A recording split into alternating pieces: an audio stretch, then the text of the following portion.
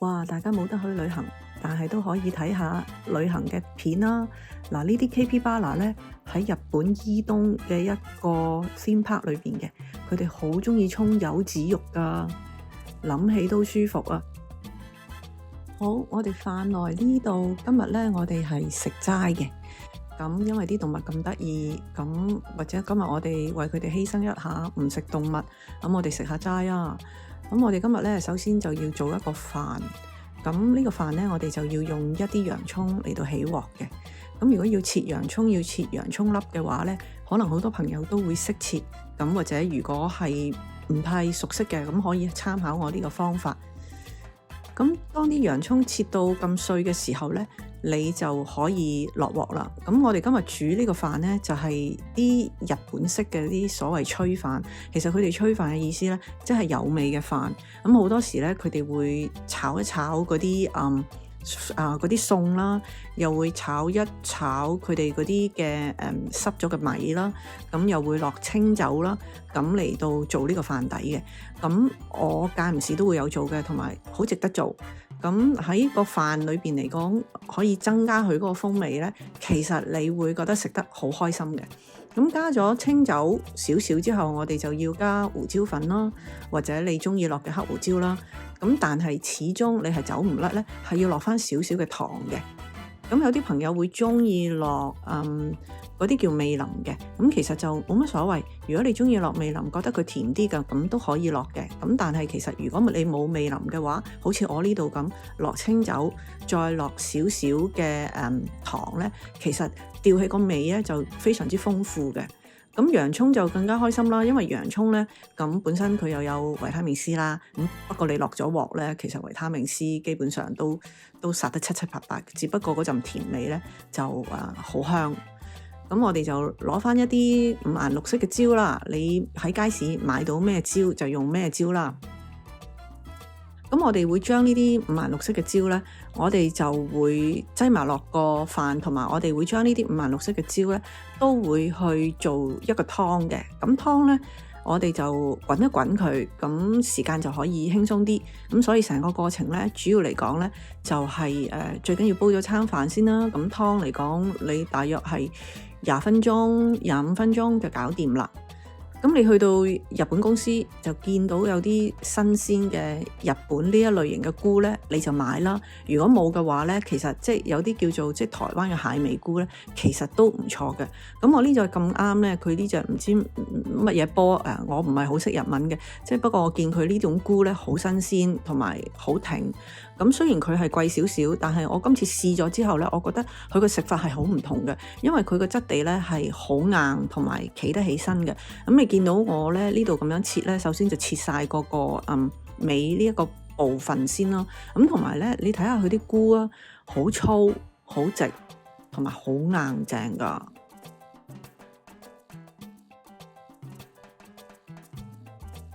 咁當然啦，咁我哋就唔好將佢成個擠落去啦。咁為咗佢個風味有趣啲，咁我哋就喺中間度對半咁樣去湯，咁得出嚟個效果個樣就靚仔啲啦。咁同埋佢出味會好啲嘅。咁呢一種咁嘅日本菇咧，佢個味咧係雖然係清淡，但係佢有佢嗰個森林嗰種味道嘅。咁就要睇你自己即係用嗰個油啊。同埋你炒香佢嘅時候咧，咁你有即係幾大嘅功夫啦。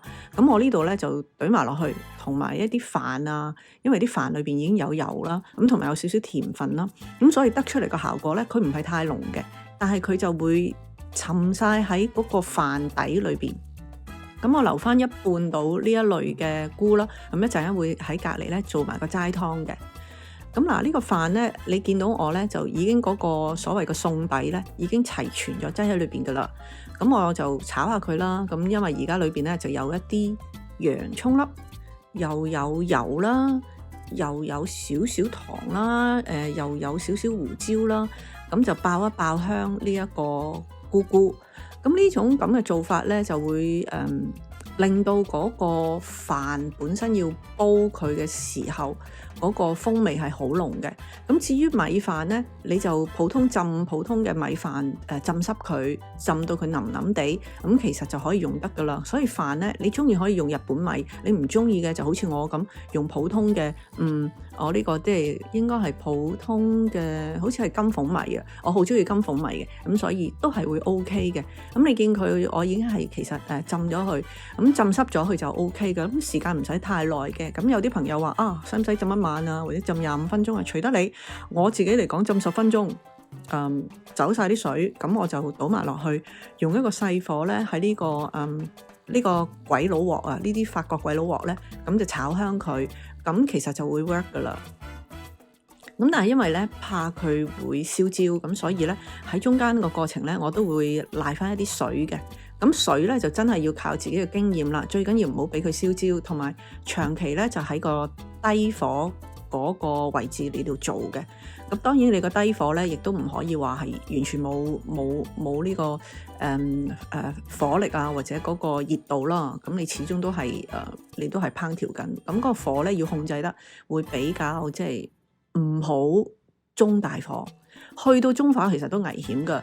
咁如果你用呢個細火咧，其實係最理想嘅，你寧願俾佢一啲時間，但係由於佢喺隻鑊度咧，佢蒸發嗰啲水分咧係會快啲嘅，咁所以其實係都要留意嘅。咁細火咧就已經好好啦，同埋我哋記得喺呢度落咗水之後，我哋都要炒到佢咧，有陣香味，咁咧你得出嚟嗰個飯咧就好正噶啦。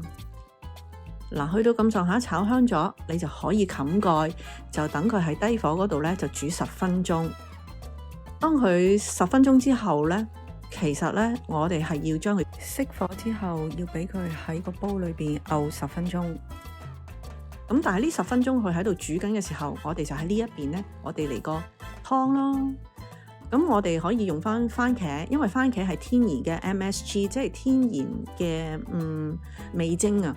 咁所以呢，其實你個湯呢個風味就已經係好濃厚噶啦。咁如果煮齋湯你落到番茄嘅話呢，咁你個湯呢係好好味嘅。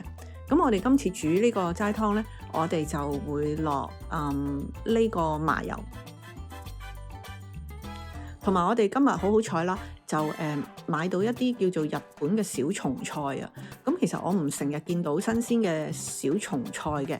咁雖然佢係貴啲，咁冇所謂。我覺得即係一餐半餐，咁你都可以享受下呢啲咁嘅新鮮日本小松菜啦。佢嗰個味道呢係雖然係清淡，但係你會好中意嘅，而且佢個外形都好靚。咁同埋好難得見到咧呢一類嘅即係日本新鮮嘅即係苦瓜啦。咁因為有陣時而家啲超級市場入貨咧一期一期，咁你唔知佢擠咗幾耐嘅，但係咁啱佢可能有飛機已經拆咗貨啦，咁我哋咪用咯。咁呢一類型嘅苦瓜咧，咁我就好中意，就唔需要刮囊嘅，淨係去核。咁至於呢度咧，我就普通買咗嚿豆腐，整走晒佢嘅水分。咁點解要整走晒啲水分咧？因為我唔想佢影響我個湯個味道太多。咁所以又有豆腐擠埋落去做呢個湯咧。咁其實呢個齋湯咧都有營養㗎。咁有啲朋友咧就中意分段，咁你就每一樣餸唔同嘅時間擠落去。咁但係我想即係都分享下啲懶人心得咧，就係求其全部劈晒落去都 work 嘅。咁你見到我落咗啲麻油啦，咁又落咗少少嘅豉油啦，咁啊加少少糖。我成日都講少少糖係冇辦法嘅，因為如果冇咗糖呢樣嘢加落去嘅話呢，其實你所有嘅食材呢係出唔到佢陣味嘅。